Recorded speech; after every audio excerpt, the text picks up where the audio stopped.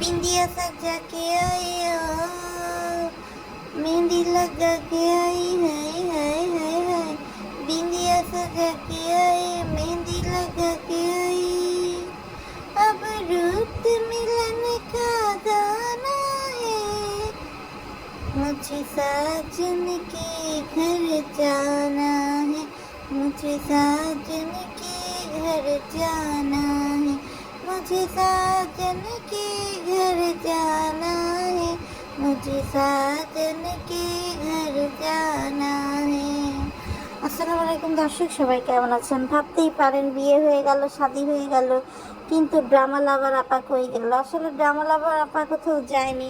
আমি আসলে সত্যি কথা কালকে সারাদিনই শারমিনের বিয়ে দেখছিলাম আর চিন্তা করছিলাম যে 12 ভাতারি রে, এই বিয়ের দিন এসেও তোর 12 ভাতারি গিলি গেল না রে। আর আপনি বলবেন যে 12 ভাতারি এরকম করে কথা বলতেছেন কেন? দেখেন, মাত্র 2 লক্ষ টাকায় যে মেয়ে বেঁচে যায়, আজকাল মনে হয় পতিতালয় থেকে দাসী কিনতে গেলে হচ্ছে বেশি টাকা গুনতে হয়। মাত্র 2 লক্ষ টাকায় বিল্লাল তার একটা ব্রেন স্ট্রোক করার রুগী বন্ধুর কাছে তার বোন শারমিনকে বিয়ে দিয়ে দিয়েছে, কেননা শারমিনের দরকার ছিল আশ্রয়। শারমিনের কাছে রাজ হলো তার আশ্রয়। তো দর্শক, আমরা হলুদের প্রোগ্রাম দেখেছি, হলুদের প্রোগ্রাম নিয়ে কথা বলেছি। বিয়ের দিন যেটা দর্শক দেখলাম, সকালবেলা তেলানির অনুষ্ঠান হলো, তেলানির অনুষ্ঠানে কান্নাকাটি হলো, সবই ঠিক ছিল। এরপর আমরা দেখলাম শারমিন বউ সাজতে পার্লারে গেল এবং এরপরে দর্শক ঘটলো বিপত্তি। ছেলে পক্ষ আসতে লেট করলো, একটা গ্যাঞ্জাম বাঁধলো ছেলে পক্ষ মেয়ে পক্ষের মধ্যে।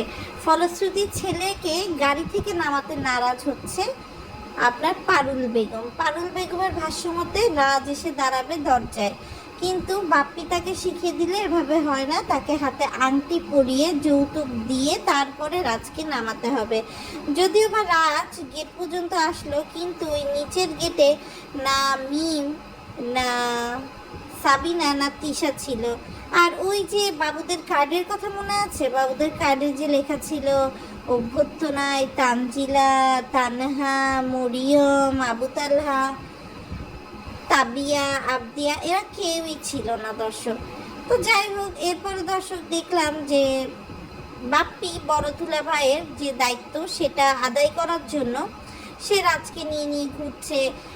দর্শক, আসলে লোকজন থাকবে কি? রাজ এসে পৌঁছাইছে 4টের সময়। সাধারণত জুম্মাবাদ বিয়েতে বর 2টো 2:30টার মধ্যে চলে আসে।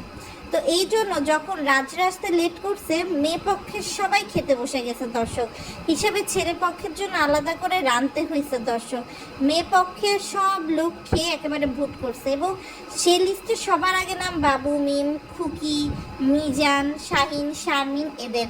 বাপ্পি তো বলেই বসছে যে তোরা আমাকে রেখে খায় ফেলছ। সাবিন আরিফও কিন্তু এই লিস্টে ছিল। আর আরিফ জানো কি কারণে একটা রাগ করছে? আরিফার পুরো বিয়েতে ছিল কিন্তু ব্যাক ক্যামেরায় ছিল, ফ্রন্ট ক্যামেরায় আসেনি। আর সাবিনা বলেন, তিশা বলেন, কেউই গোসল করে নাই। সবাই নর্মাল, মানে এমনভাবে ঘুরতেছিল, এমনি নর্মাল দিনে এরা হচ্ছে ভালো করে ঘুরে বেড়ায়, কিন্তু কালকে মনে হয় ইচ্ছে করে একটু খারাপভাবে ঘুরে বেড়াচ্ছিল। তো যাই হোক দর্শক, এরপর আমরা দেখি যে কোনোভাবে বিয়েটা হয়ে গেল। 2 লক্ষ টাকায় দর্শক আসলে দিয়ে দিল, কিন্তু এই বিয়ে পড়ানোর সময় বিল্লালকে কোথাও দেখলাম না।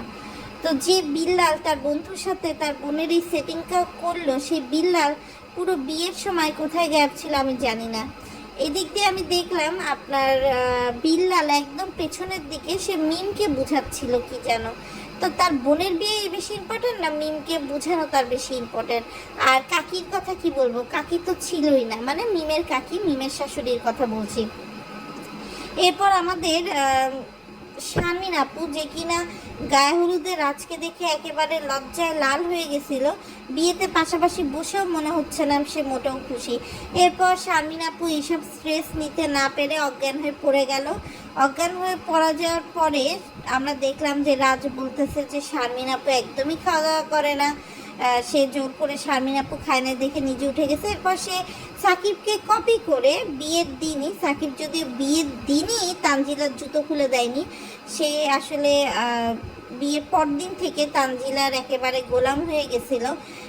তানজিলার রূপ প্রেমের সুধা পান করে একেবারে সে পাগল হয়ে তার একেবারে দাসে পরিণত হয়েছিল। কিন্তু আমাদের রাজ আবার মানে কিছু থাকে না, আইফোন 16 যেমন প্রি অর্ডার করতে চায়, তো আমাদের রাজ হচ্ছে তেমন প্রো, সে হচ্ছে আগে থেকেই জুতা খোলা শুরু করে দিছে। এরপর যখন শারমিন গেল নিচে গিয়ে হঠাৎ করে সে নর্মাল থাকতে থাকতে এমনভাবে কাঁদা শুরু করলো, মনে হলো যে কে মারা গেছে, তার বাপ মারা গেলেও আমি তাকে এভাবে কাঁদতে দেখি নাই। এরপরে সে কাকি মানে তার মাকে জড়ায় ধরে কাঁদলো, বড় ভাবিকে জড়ায় ধরে কাঁদলো, মিমকে জড়ায় ধরে কাঁদলো, মিমকে বলল তার মাকে দেখে রাখতে। এরপরে সে বিল্লালকে কোথা দিচ্ছে, বিল্লাল আসলো, বিল্লালকে জড়ায় ধরে কাঁদলো। বাবু তো তাকে জড়াবেই না, সে বাবুকে জোর করে জড়ায় সে কোনো রকম আপনার মাইক্রোর মধ্যে উঠলো। এরপরে দর্শক তার মা ওখানে দাঁড়ায় থাকতে থাকতে তার মা অজ্ঞান হয়ে গেল। বুঝছেন ব্যাপারটা দর্শক, মানে এখানে অজ্ঞান অজ্ঞান অজ্ঞান। এরপরে দর্শক কি হলো, শারমিনকে তার শ্বশুরবাড়ির লোকজন তার শ্বশুরবাড়িতে নেয়নি। শারমিনকে তার শ্বশুরবাড়ির লোকজন শারমিন আর রাজের বাসরের জন্য তাদের নতুন যে ফ্ল্যাট সেখানে নিয়ে গিয়েছিল।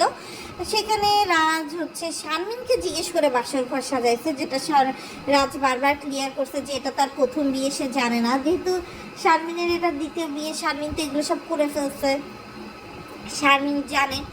একদম সবাক হলাম, রাজের দুই বোন অন্য সময় হিজাব মেকআপ এগুলো করে ঘুরে বেড়ায়, অথচ কালকে চুল ছেড়ে এমনভাবে ভাব নিয়ে লিপস্টিক দিয়ে সেজে গুজে হাঁটছিল, কি বলবো। মানুষ যে আসলে এরকম পর্দা কেন করে দর্শক আমরা আসলে জানা নাই। তো দর্শক এই হলো মোটামুটি অবস্থা। তবে আমি একটা জিনিস অবাক হলাম যে বাপ্পি তিশা আসলে কে যে কি উপহার দিল না দিল কিছুই বুঝলাম না। শুধু দেখলাম যে তিশাতে সেই আংটিটা এসে আংটি উপহার দিয়ে গেল। আর এর মধ্যেও শারমিনের সাথে কিন্তু তার মার অনেক বিরাট বেঁধে গিয়েছিল। যেমন গায়ে হলুদের দিন বড় ভাবির সাথে বাজছিল শারমিনের, তেমন শারমিন কিন্তু বউ সাজে যখন বসেছিল, সে তার মা তাকে বলছে যে নিচে বরযাত্রী আসছে দাঁড়ায় থাকুক। তো তখন শারমিন রেগে গিয়ে বলে তাদেরকে কি এখন তাহলে আমি ফেরত যেতে বলবো নাকি দাঁড়ায় থাকবো কেন তারা, মানে শারমিন অনেক বেশি হাইপার হয়ে গেছিলো। তো বোঝা যাচ্ছে দর্শক আসলে একটা বিয়ের মধ্যে তো অনেক ধরনের ঝামেলা থাকে, তো সেই সব ঝামেলা কাটায় মোটামুটি শারমিনের বিয়ে হয়ে গেল আর আজকে বৌভাত হয়ে গেল।